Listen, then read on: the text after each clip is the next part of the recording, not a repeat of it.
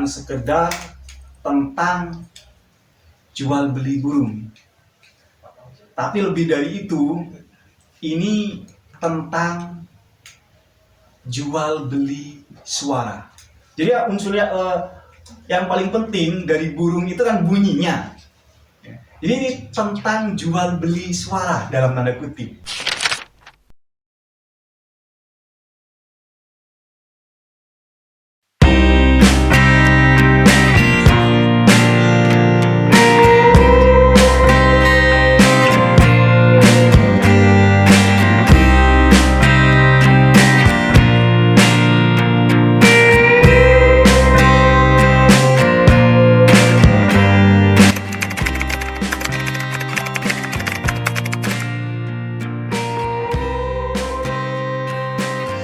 Orang yang bergerak di dunia teater, komunitas teater, tentu saja memiliki motivasi untuk menulis naskah teater merupakan hal yang wajar, lumrah. Itu motivasi umumnya. Namun harus diakui, kadang untuk benar-benar menuntaskan sebuah naskah memang butuh motivasi khusus. Motivasi khusus itu bisa karena kebutuhan pentas, bisa karena iming-iming sayembara, atau hal-hal khusus lainnya. Dan untuk naskah Fragmen Pasar Bumi ini, penuntasannya didorong oleh alasan yang kedua tadi, itu adanya sayembara.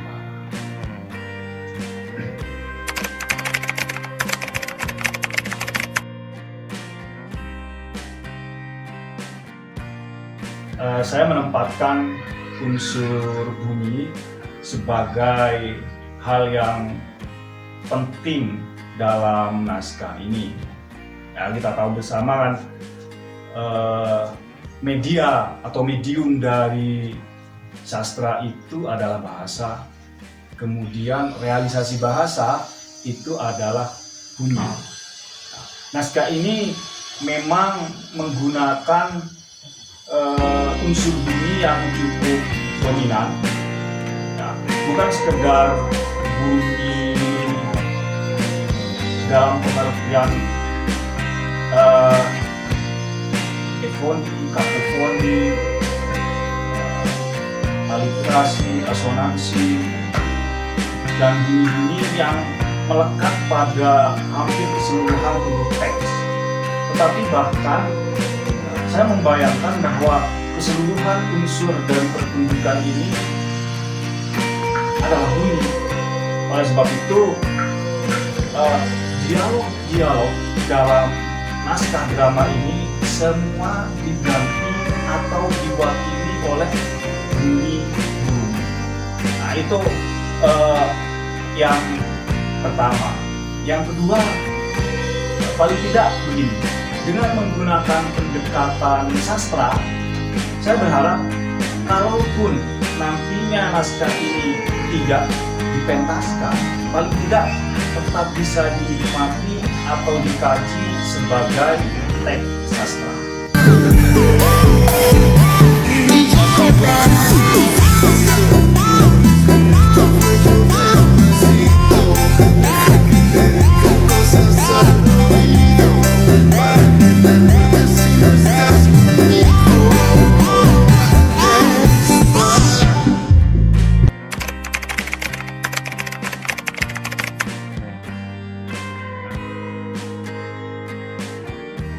Inspirasi dari naskah ini perlu saya ceritakan kronologinya ya. Jadi setiap hari pulang dari kampus, biasanya saya melewati jalan di depan Pegadaian Sanggar. Nah, di sana di tepi barat jalan itu ada pasar burung dadakan. Nah, ada banyak sangkar burung yang tertata di jok-jok sepeda motor, ada yang digantung di pohon, ada yang ditempelkan di tembok. Nah, ketika lewat di sana itu terbesit dalam pikiran saya, kalau sangkar-sangkar itu dipindah ke atas panggung pasti menarik. Nah, itulah yang kemudian menjadi inspirasi pertama dari naskah ini. Jadi berangkat dari bayangan tentang panggung, kemudian saya lanjutkan pada gerak dan saya tambahi dengan unsur-unsur bunyi di dalamnya.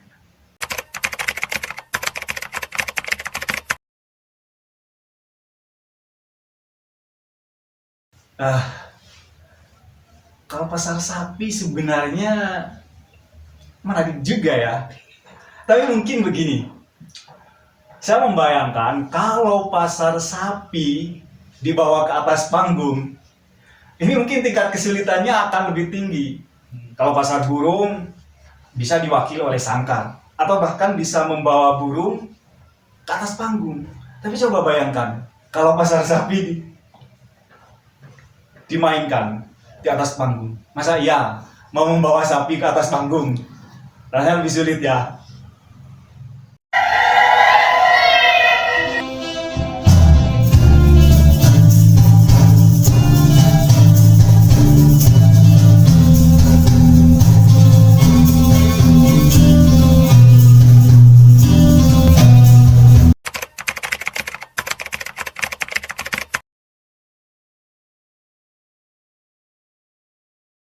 Saya tidak ingat pasti hari, tanggal atau bulan kapan naskah ini mulai ditulis. Tapi perkiraan saya sekitar pertengahan tahun 2016. Artinya 1 tahun sebelum ada sayembara Rawayan Award ini. Jadi seperti disampaikan di awal tadi, seringkali ada dorongan khusus untuk bisa menyentaskan sebuah naskah. Jadi sebenarnya naskah ini sudah mulai saya kerjakan 1 tahun sebelum ada sayembara itu. Tapi kemudian mengendap cukup lama, baru ketika ada sayembara saya tuntaskan, saya selesaikan ide yang sudah lama mengendap itu. Mengenai penulisan naskahnya sendiri, artinya penyelesaian dari draft awal itu ke naskah jadi memerlukan waktu sekitar 1 bulanan lah, dengan proses editingnya itu.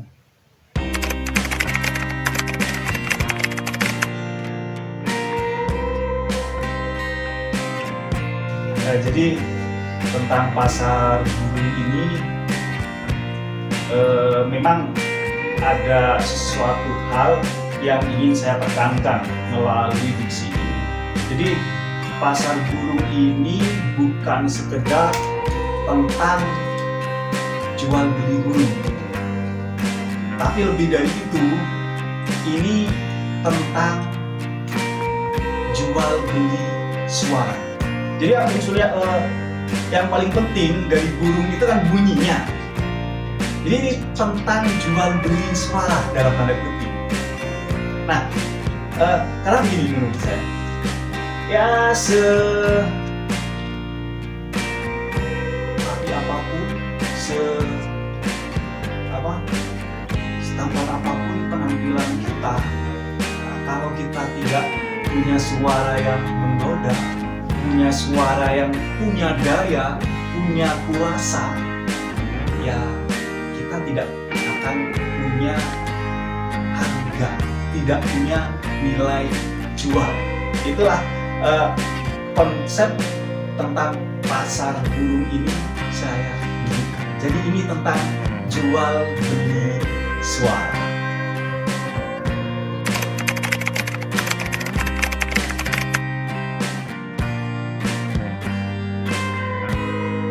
Tentu saja setiap sebuah naskah selesai ditulis pasti akan merasa senang, lega.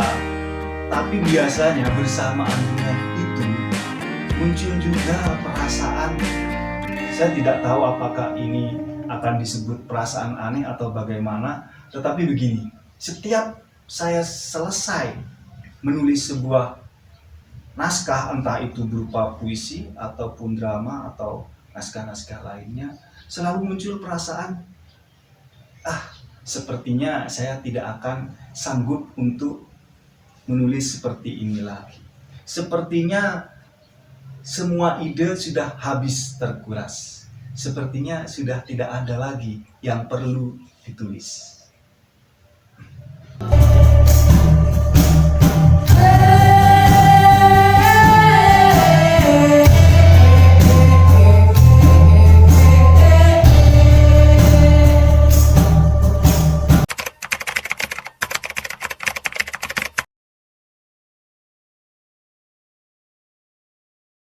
Tentang tanggapan teman-teman, sebenarnya saya tidak terlalu memperhatikan ya. Mungkin karena kami setiap hari biasa diskusi dengan teman-teman tentang banyak hal, sehingga ketika mendiskusikan fragmen Pasar Burung ini, ya saya terima, saya dengar sebagai sesuatu yang wajar-wajar saja, seperti diskusi sehari-hari. Tapi kalau mengenai tanggapan, ini justru yang membuat saya merasa tidak biasa. Jadi justru tanggapan-tanggapan yang diberikan oleh teman-teman mahasiswa program studi bahasa Indonesia yang pernah atau sempat membaca naskah ini. Jadi rata-rata mereka yang membaca, komentar pertamanya adalah, masa iya ini naskah teater? Jadi mereka menganggap, atau paling tidak dalam anggapan mereka, naskah yang dibaca itu bukan naskah teater. Sebagian dari mereka menganggap puisi. Sebagian lagi ada yang menganggap itu cerpen. Nah, ya saya bersyukur sebenarnya. Paling tidak apa yang saya harapkan di awal tadi, seperti yang saya sampaikan, paling tidak naskah ini bisa dibaca sebagai teks sastra. Andai kata di akhir pembicaraan mereka tidak berkata begini, naskah ini sebenarnya menceritakan apa sih? Artinya apa? Ya tafsirkan sendiri saja lah.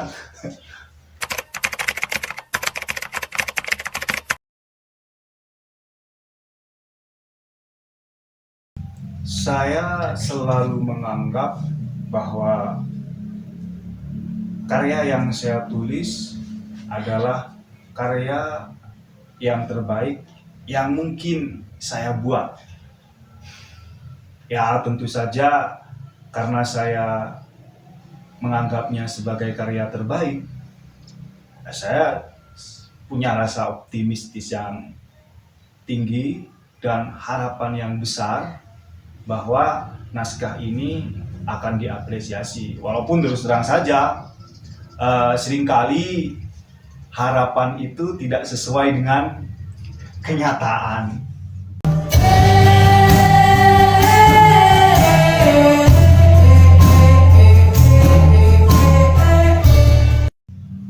Ya, tapi terkait naskah ini, ya saya syukuri.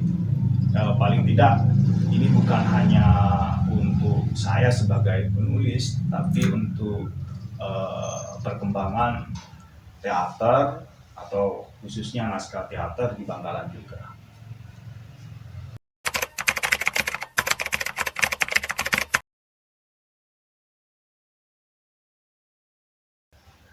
Saya tuh tidak merasa benar-benar sampai ke Jakarta atau bertemu dengan orang-orang hebat di sana.